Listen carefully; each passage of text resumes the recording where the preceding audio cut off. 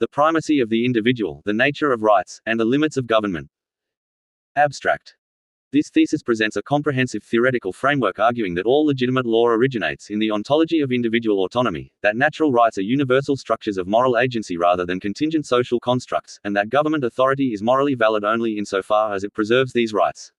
Drawing upon natural law jurisprudence, classical liberal theory, contemporary rights theory, and constitutional design principles, the thesis develops a model of governance grounded in just naturalism, the doctrine that true law derives its authority from reason, natural justice, and the self-evident status of persons as autonomous beings capable of agency. Within this framework, legislative enactments that deviate from natural rights constraints cease to be law, becoming mere edicts of coercive will. The thesis concludes that the individual possesses an inherent moral duty to resist unjust laws and that constitutional systems must be constructed with mechanisms that ensure the supremacy of natural rights over statutory authority.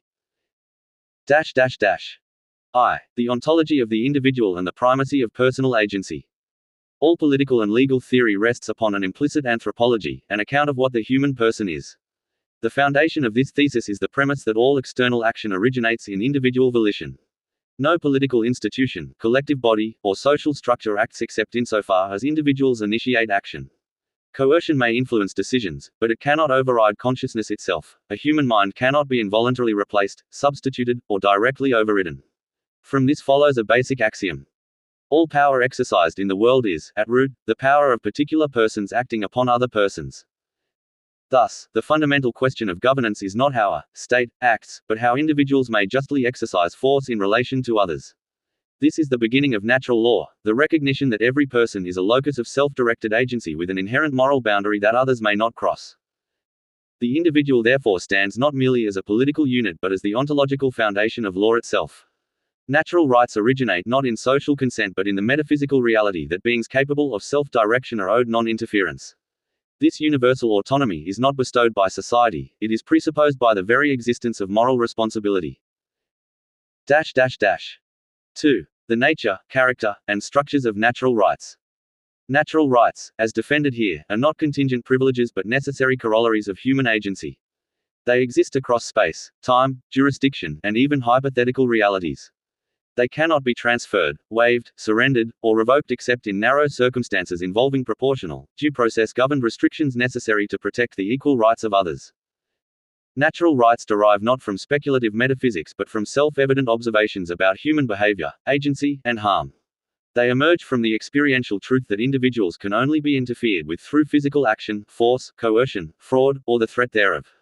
Consequently, all legitimate rights can be reduced to those domains in which a person is morally justified in using defensive force. 1. Life and health. The right not to be killed, injured, or placed under the imminent threat of such harm. 2. Liberty, freedom, autonomy, and independence. The right to order one's own choices, movements, and personal conduct without external domination. 3. Self-security and self-defense, and the freedom to defend others. The right to resist coercion and to secure others against unlawful force. 4. Privacy. The right to be free from unwanted intrusion into one's personal sphere. 5. Property and possessions. The right to exclusive control over one's acquisitions, labor, and estate. 6. The pursuit of happiness. The right to choose one's ends without subordinating one's will to another. These are primary rights, those that exist independently of legal institutions. Secondary rights arise only to protect or enforce primary rights, such as the right to judicial remedy, restitution, and procedural fairness. Rights thus function as boundaries against unjust interference, not as entitlements granted by government. They are perfect, where determinate and enforceable, imperfect, where indeterminate moral expectations cannot compel a specific remedy.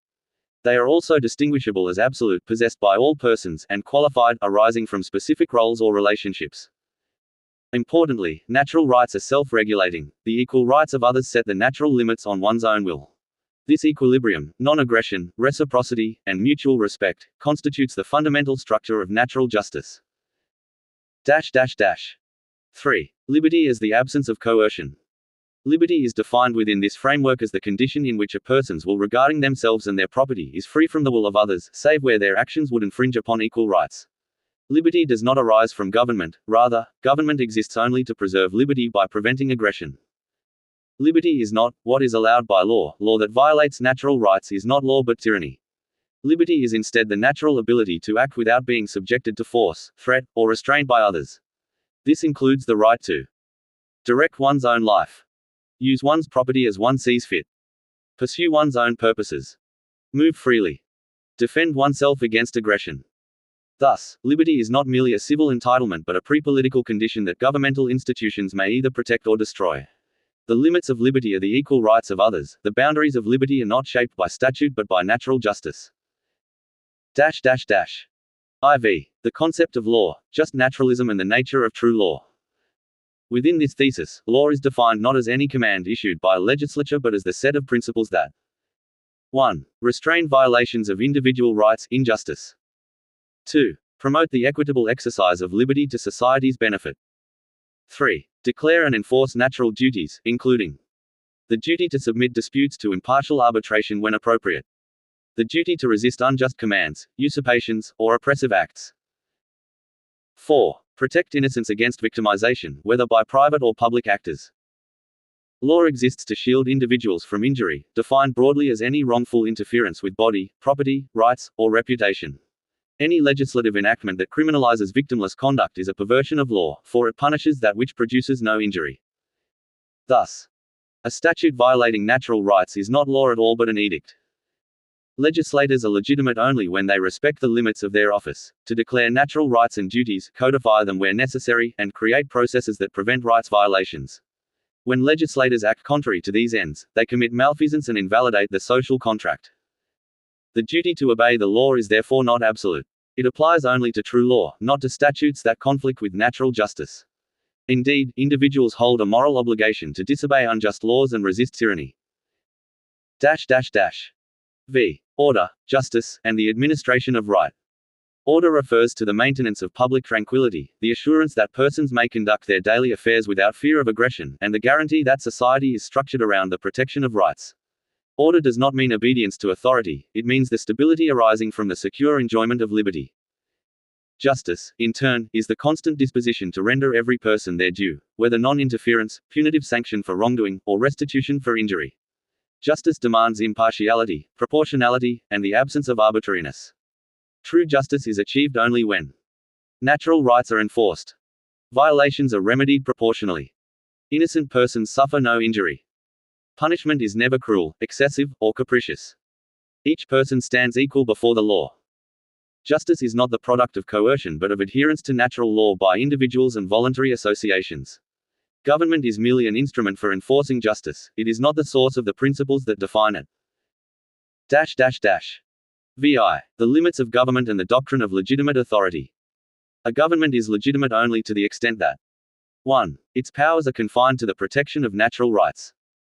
2. Its actions do not obstruct the free exercise of liberty. 3. It refrains from creating victimless crimes. 4. It acts by due process and through impartial tribunals.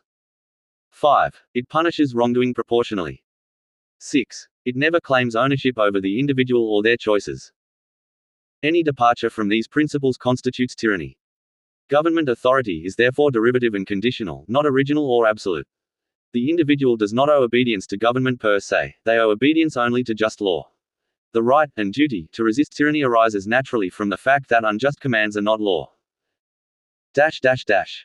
7. The moral responsibility to resist unjust laws.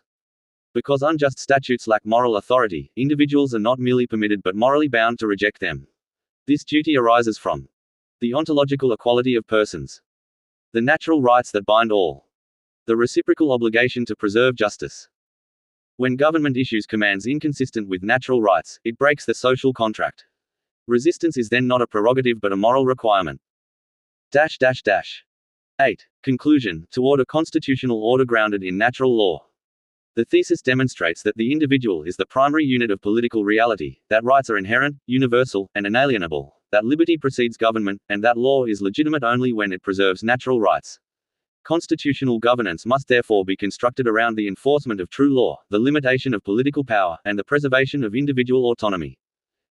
A constitutional order grounded in just naturalism requires strict limits on legislative authority, independent tribunals enforcing natural rights, robust protections against coercion, the nullification of unjust statutes, and the recognition that resistance to tyranny is a natural duty. Only in such a system can justice, liberty, and the dignity of persons be preserved in their fullest form.